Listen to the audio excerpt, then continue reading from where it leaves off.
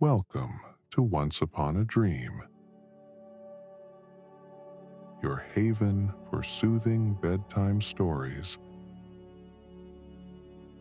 that bring calm and magic to your nights.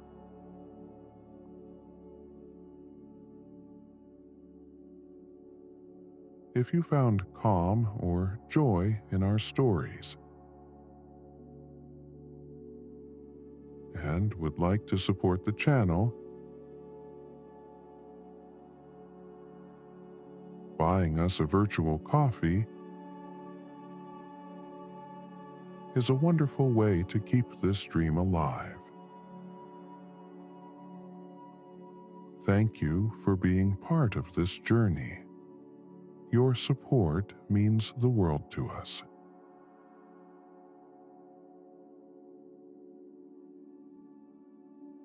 Good evening. My name is Ben, and I'll be your guide tonight as we journey together into deep relaxation and restful sleep. Take a deep breath in through your nose, and as you exhale, feel the tension in your body begin to melt away.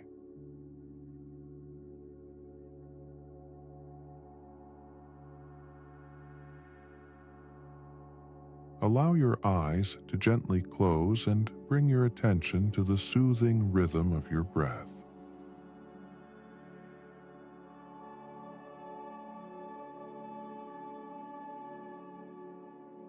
With each inhale, invite calm and stillness into your body. And with each exhale, let go of any worries or thoughts from the day. Relaxing every muscle, every joint, and every cell. You are safe. You are calm. And you are ready to drift into a deep and restful sleep.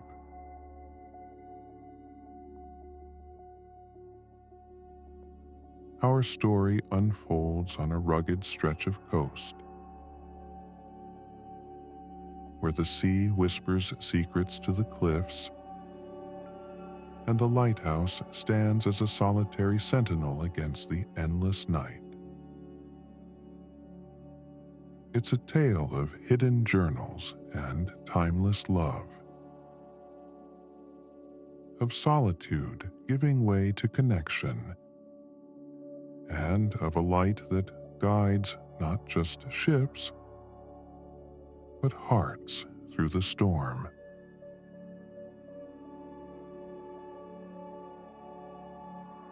As you step into this world of salt-sprayed stone and flickering beams, let your breath ease into the rhythm of the waves. There's no need to cling to every detail or trace every shadow. Just let the story sweep over you like the tide across the shore.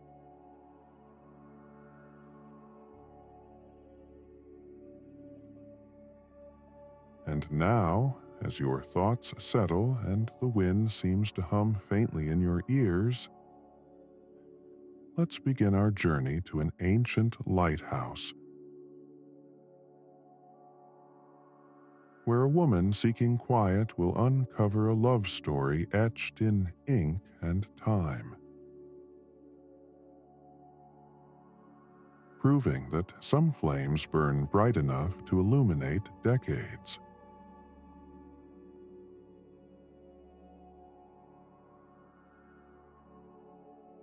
Chapter 1: The Discovery.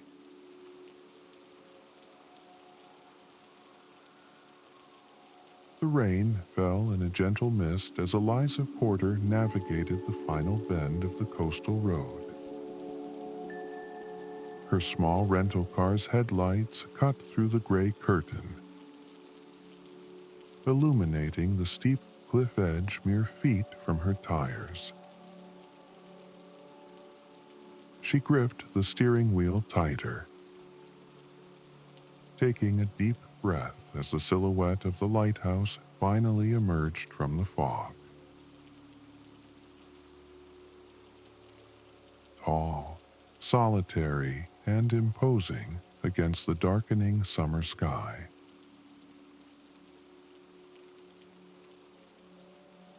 For months, she had arranged this solitary research retreat, seeking not just tidal pools to study, but the kind of isolation that allows wounds to heal. The academic disappointment still stung. Her research grant denied. Her theories questioned by colleagues she'd once respected. The lighthouse represented everything she needed: distance, purpose, and silence.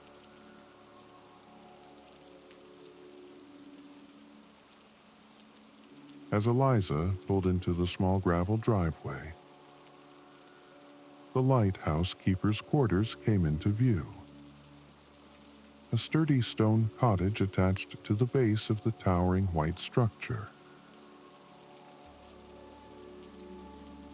Its windows glowed with warm light, a beacon of its own against the misty backdrop.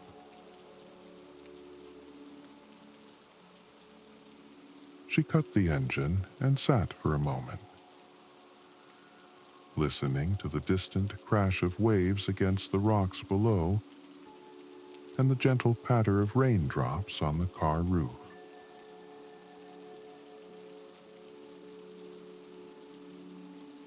A figure emerged from the cottage door, tall and broad-shouldered, wearing a weathered fisherman's sweater and carrying a large umbrella. He approached with unhurried steps and opened her car door, extending the umbrella to shield her from the rain.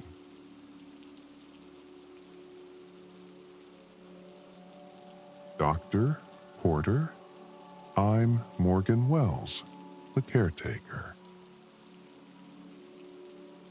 His voice was deep but quiet, as if shaped by years of speaking against the constant sound of the sea. His face, partially hidden beneath a salt and pepper beard, crinkled with a slight smile. "Welcome to Caldwell Point Lighthouse."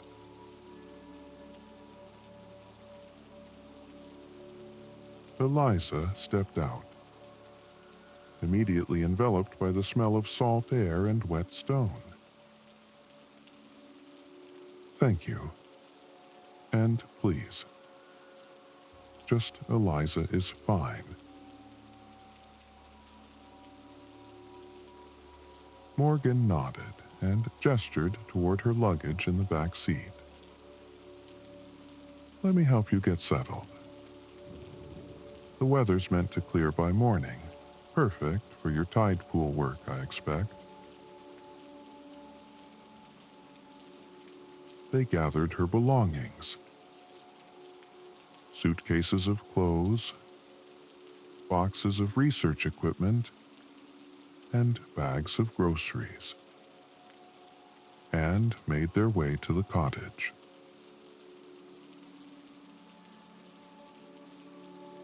Inside, Eliza was struck by the perfect balance of historic charm and modern comfort. Original wooden beams crossed the ceiling above updated lighting fixtures. A fireplace with a weathered mantel stood opposite a comfortable-looking sofa, while a compact but well-appointed kitchen occupied one corner. Large windows faced the sea, although now they revealed only darkness and the occasional streak of rain.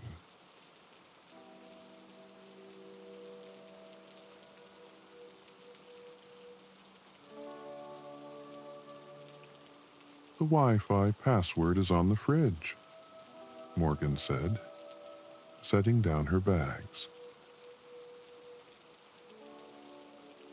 Cell service comes and goes with the weather, but the landline is reliable. He produced a ring of heavy brass keys. Main door, storage room, and this one's for the lighthouse itself. The light's automated now, of course, but part of the preservation agreement is maintaining the original mechanisms as backup.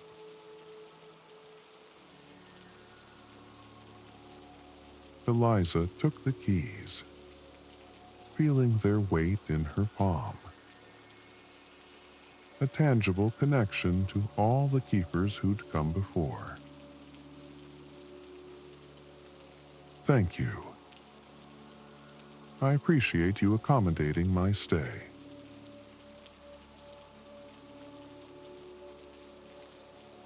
Morgan nodded, then cleared his throat slightly.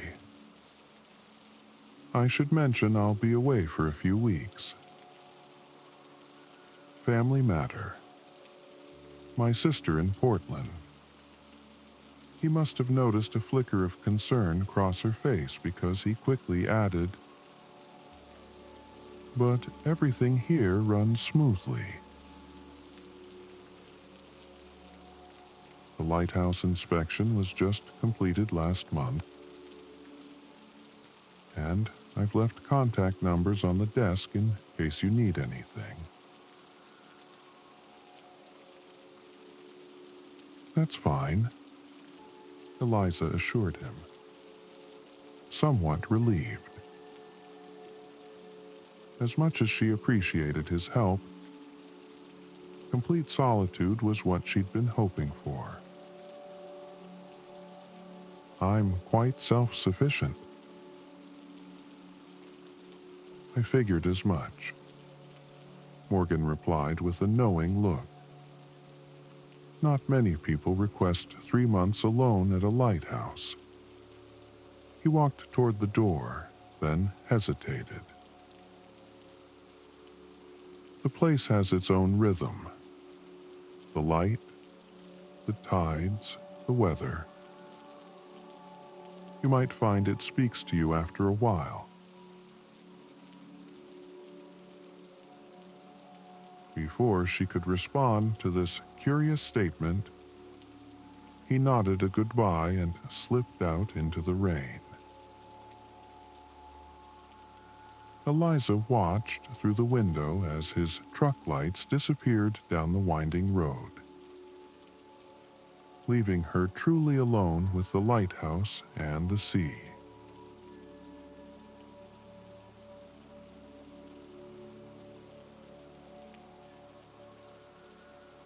That evening, after unpacking her essential belongings and research equipment, Eliza explored the keeper's quarters more thoroughly.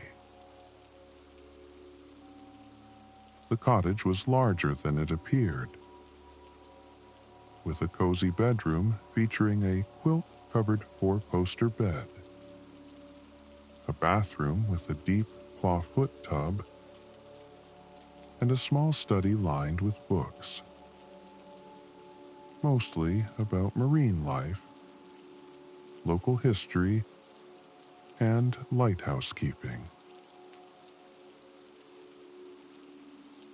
The study captured her attention immediately.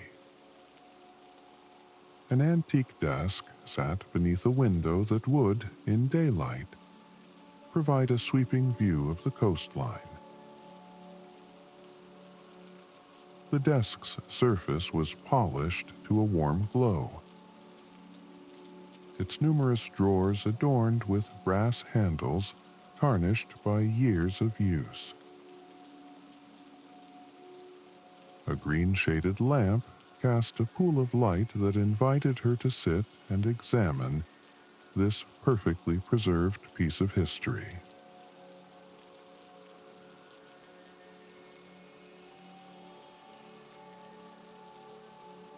Eliza ran her fingers over the smooth wood, enjoying its solid craftsmanship.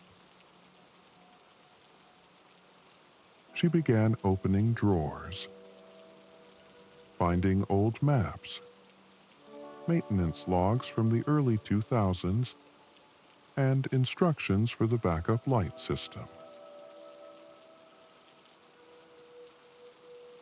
The bottom right drawer stuck slightly, requiring a firm tug that resulted in a peculiar sound.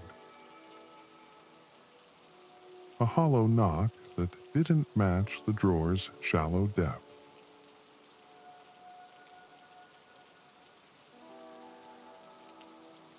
Curious, she emptied the drawer of its papers and examined the interior.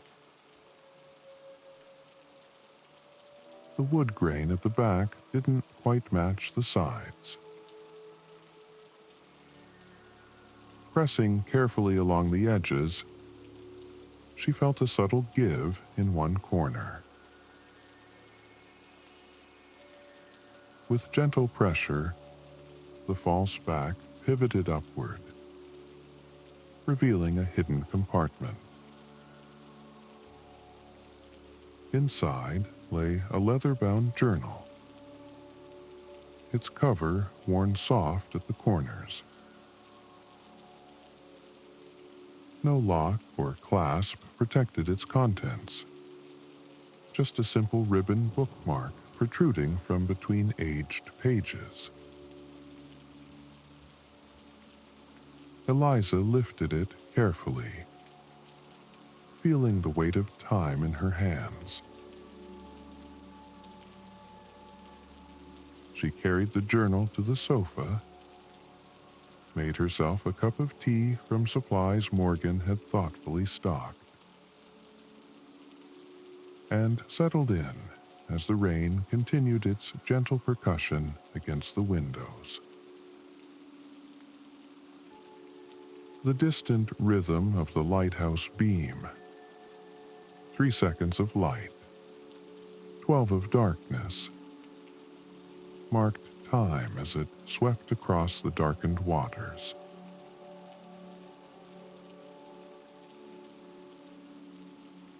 Opening to the first page, she found a name and date inscribed in careful, flowing handwriting.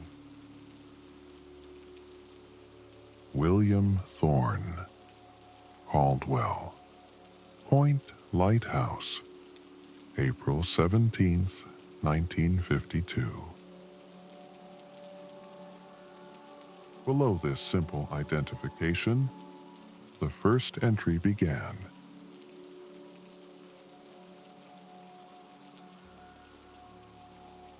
I arrived at Caldwell Point today to assume my duties as keeper.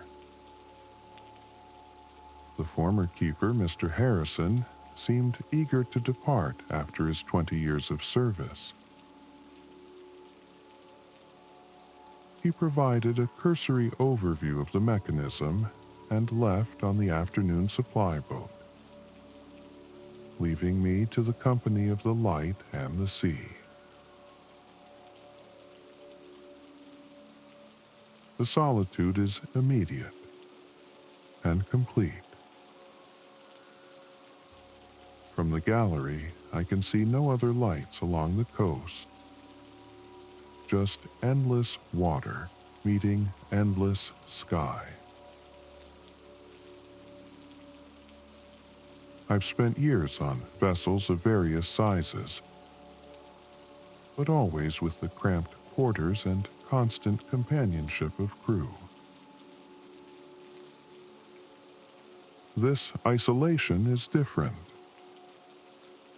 Expansive rather than confining.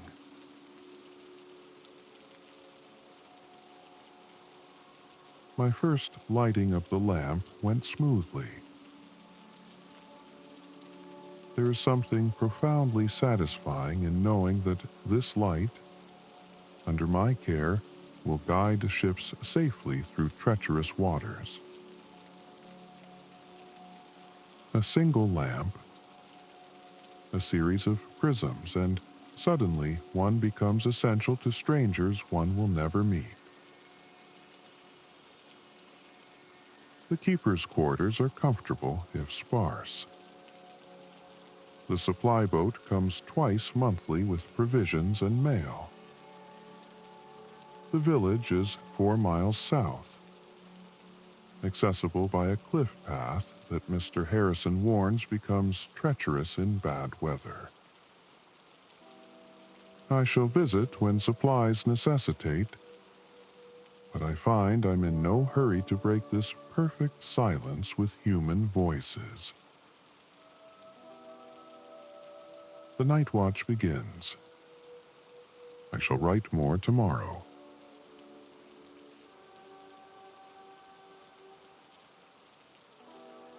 Eliza turned the page, already captivated by William's voice. Eloquent yet straightforward, observant and thoughtful. His next entries detailed the daily routines, the precise timing of lighting and extinguishing the lamp, cleaning the prisms, maintaining the clockwork mechanism that rotated the light, checking fuel levels, and recording weather conditions. But beyond these duties, William wrote of his observations. The changing colors of the sea, the flight patterns of coastal birds, the particular quality of dawn light on clear mornings, and the muffled world created by fog. His solitude seemed not a burden, but a gift he was learning to unwrap slowly. A week into his tenure, the journal noted his first trip to the village. Made the journey to Caldwell Village today for additional supplies. The path along the cliffs offers spectacular views but demands attention. One misstep would prove fatal. The village itself is small but adequate. A general store, post office, small church, and a few other establishments, including, to my delight, a bookshop.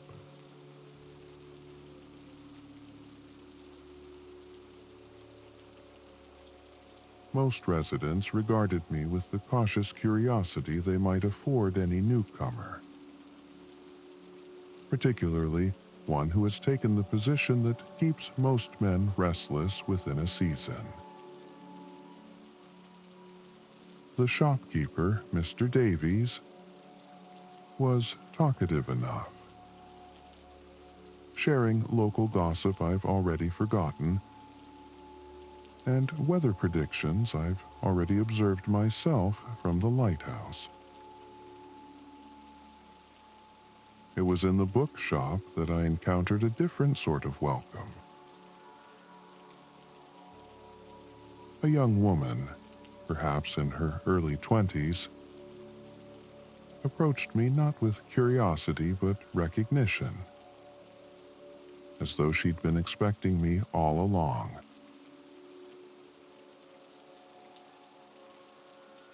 "You must be the new lighthouse keeper," she said. Not a question, but a statement. When I confirmed this, she smiled and introduced herself as Sophia Adler. She asked what I liked to read during the long night watches, and when I mentioned my fondness for poetry and natural history, she immediately selected 2 volumes from different shelves: a collection by Tennyson and a study of coastal birds. "These should suit you," she said, with a certainty I found both presumptuous and intriguing. How could she know what would suit a stranger? Yet, as I perused the selections, I found they were indeed perfect choices. Something about her manner differed from the other villagers. No pity for my isolated position. No morbid questions about the dangers or loneliness. Instead, she asked about the mechanics of the light itself, the pattern of its beam, the distance it traveled on clear nights versus foggy ones. "It must be wonderful," she said, "to be responsible for something so essential." It was the first time someone had described my position as anything but a hardship to be endured.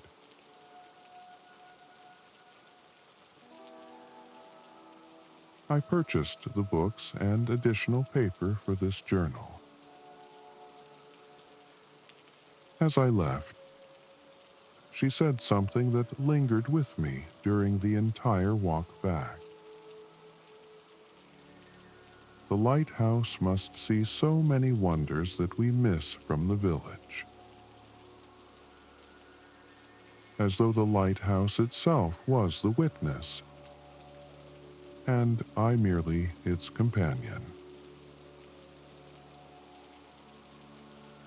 I find myself curious about the bookseller with the perceptive eyes.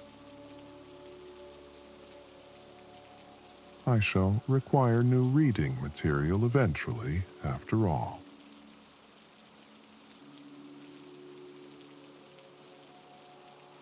Eliza looked up from the journal, suddenly aware that hours had passed. The rain had stopped, and the rhythmic sweep of the lighthouse beam had become so familiar that she'd ceased to notice it.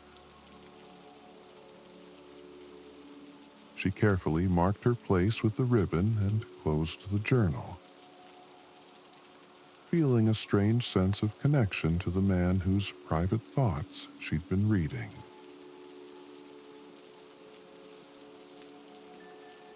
Outside, the clouds had parted enough to reveal a slice of moon hanging low over the water. The lighthouse beam cut through the remaining mist, reaching out to sea. 3 seconds of brilliance, 12 of darkness, repeating its endless pattern.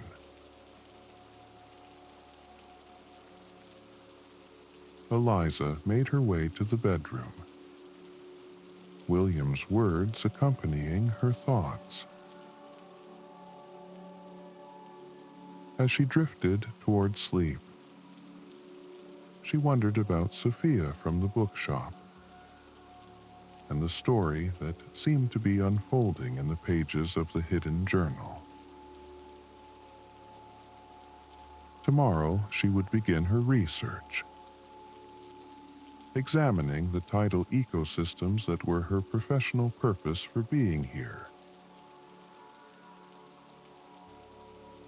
But she knew with certainty that when evening came again, she would return to William's journal.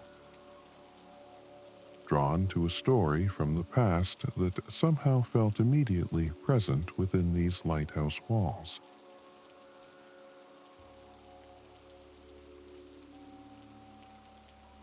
In the darkness, the beam swept overhead, a rhythm established long ago, continuing unbroken through decades, through lives beginning and ending, through love found and perhaps lost, through storms weathered and calm seas enjoyed. Constant, reliable, illuminating what would otherwise remain in darkness.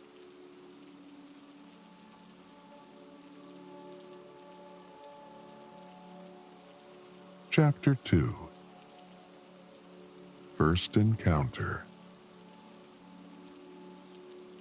Eliza woke to sunlight streaming through the cottage windows. The storm had passed during the night, leaving behind a pristine sky and the kind of clarity that only follows rainfall.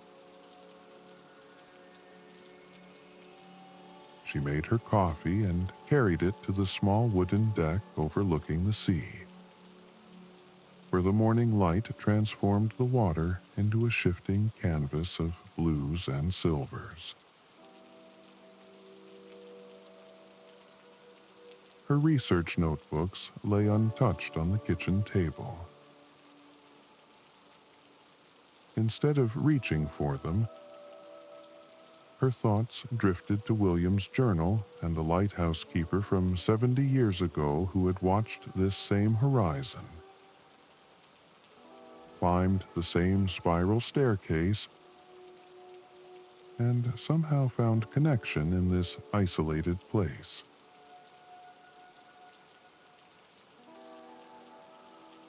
After breakfast, she dutifully gathered her research equipment. The tide pools awaited, after all. That was her purpose here. She spent the morning cataloging species, measuring water quality, and photographing the delicate ecosystems that formed in the rocky recesses along the shoreline. The work was familiar and methodical, but she found her mind wandering repeatedly to William and the curious bookseller who had recognized something in him that others had missed.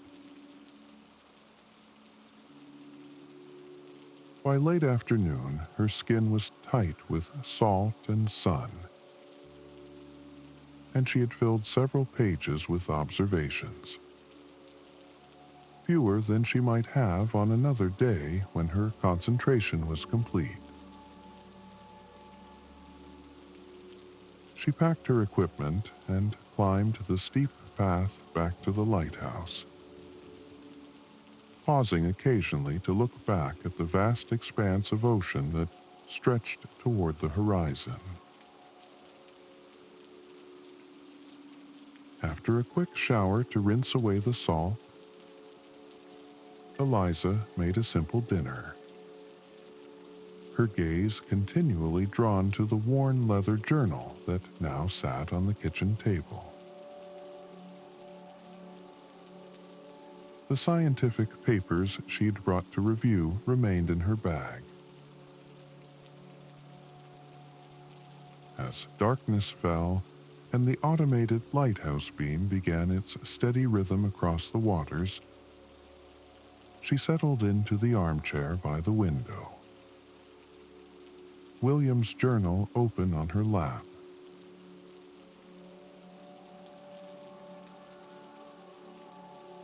April 30th, 1952.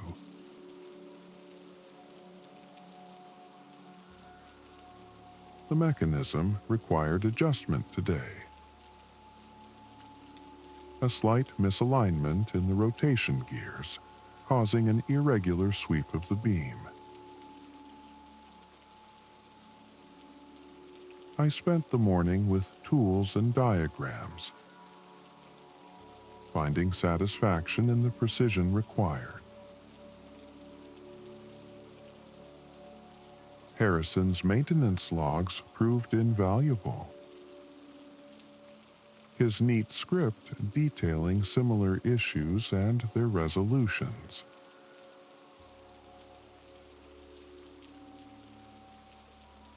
The work kept my hands busy, but left my mind free to wander to thoughts of the village bookseller. I have read half of the Tennyson already, finding myself returned repeatedly to Ulysses with its call to seek new experiences.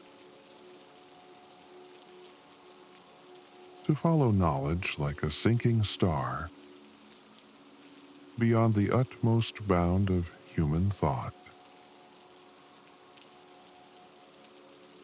Is that not what I have done in coming to this remote point?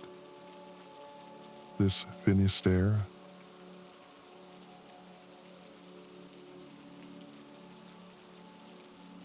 The bird study has proved equally enlightening. This morning, I identified 3 species described in its pages, watching their flight patterns from the gallery as the sun rose over the eastern water. I find myself wishing to share these observations with someone who might appreciate them. A thought that has rarely troubled my solitude before.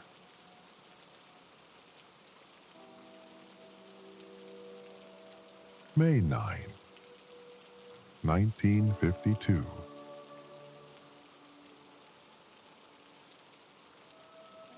Supply boat came today with provisions and mail. The latter consisting solely of official Lighthouse Bureau communications. The delivery man, Jenkins, seems incapable of silence, filling the brief unloading period with village gossip I've little interest in. According to him, a fishing vessel mistook their position in last week's fog, and might have run aground had they not spotted our light sequence and corrected course. It is a curious feeling, knowing the light under my care has already preserved lives. Strangers who will never know my name, just as I will never know theirs. There is poetry in this anonymous guardianship that appeals to me deeply. I have finished both books from the village shop. Perhaps a journey to replenish reading materials is warranted.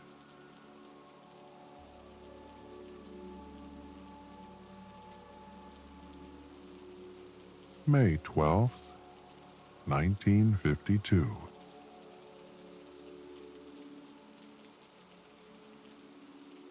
Made the trek to the village today. The path seems less treacherous with familiarity, though the sheer drop to the rocks below still commands respect.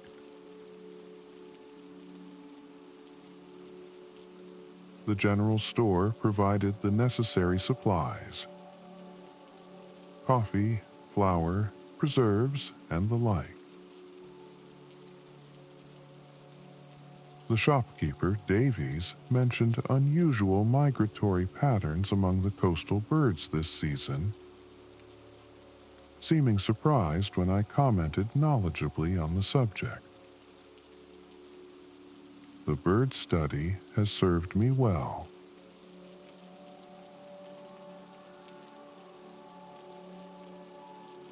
I left his store with necessary provisions, but found myself drawn again to the bookshop, ostensibly to return the volumes I'd finished. The bell above the door announced my entrance, but the shop appeared empty at first glance. Shelves of books climbed to the ceiling, with a rolling ladder providing access to the highest reaches. The scent of paper, leather, and the faint sweetness of book glue created an atmosphere of peaceful scholarship.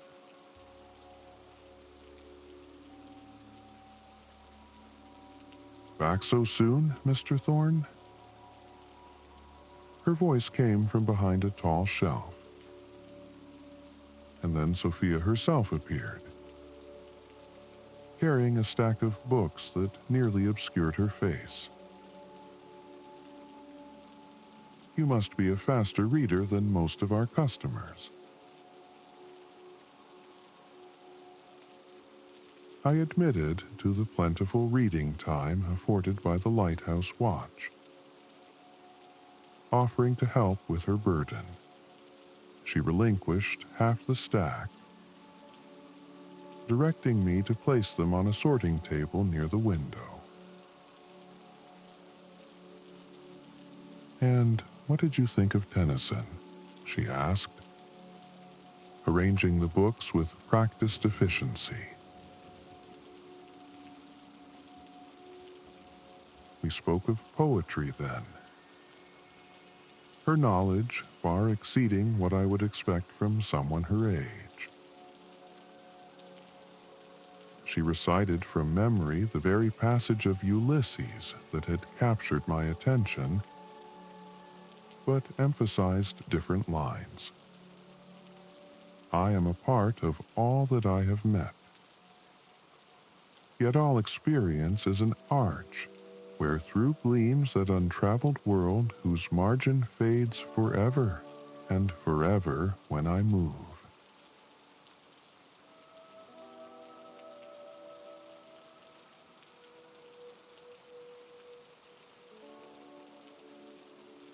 "Don't you find it fascinating," she said, "how the same words can contain different meanings depending on who reads them?" There was nothing affected in her observation, no attempt to impress with literary knowledge, only genuine curiosity about a perspective.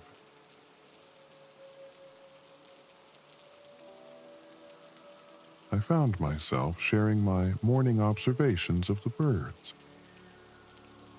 describing the way their wings caught the sunrise as they circled the lighthouse. She listened with such attention that I continued,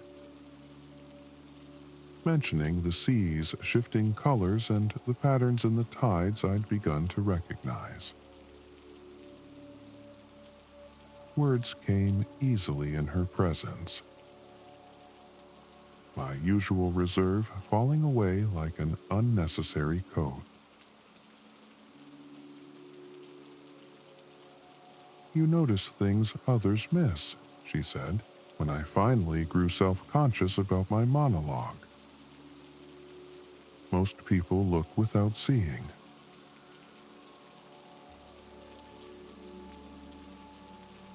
"The isolation focuses attention," I replied, though I suspected my observations had more to do with natural inclination than circumstance. She selected 3 new books for me. Another poetry collection, a novel by Conrad, and a practical guide to maritime weather signs and forecasting. Again, her choices seemed uncannily aligned with my interests. "The Conrad reminded me of you," she said, then colored slightly and busied herself with writing down the loan in her ledger book. It made me think of what it might be like to keep the light,